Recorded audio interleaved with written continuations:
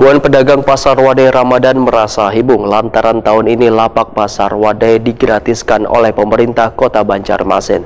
Terlihat ribuan pedagang pun mulai mencari lapak sesuai dengan nomor undian yang mereka dapatkan dengan cara sistem bakuncang nomor.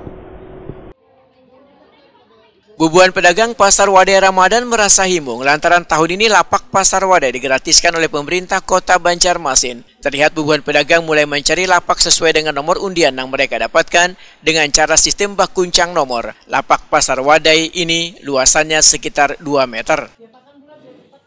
Mas Yuhana, seorang pedagang pasar Wadai, Wahitakuni Prima TV Kamarian Jumat 8 Maret 2024 menyatakan senang lantaran tahun ini lapak gasan pedagang pasar Wadai digratiskan oleh pemerintah kota.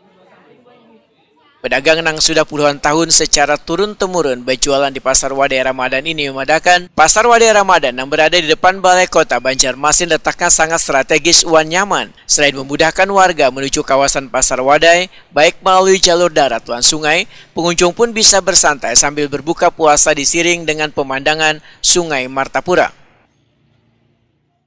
Senang sekali tahun ini diadakan gratis oleh Bapak Wali Kota di sini. Mudahan selanjutnya gratis lagi. Enggak. Dapat nomor berapa penjual? 84. Enggak. Apa yang penjual biasanya setiap bulan puasa nih? Wadai basah. Wadai basah lah. Wadai basah itu kayak wadai khas. Kayak wadah Banjar. Khas Banjar, enggak. Kayak putri selat, tempat pisang. Enggak. Pian sudah berapa tahun, Cil? Maksudnya bergelut di pasar Wadai ini? Awas, mulai ini dari mama bang. Turun-temurun lah. Enggak. Mulai mama. Berapa? Oh, enggak. Biasanya kalau tahun-tahun sebelumnya biasanya bayar berapa, Cil, biasanya bulan pian sebelum digratiskan? Ada tapian juga, Bang.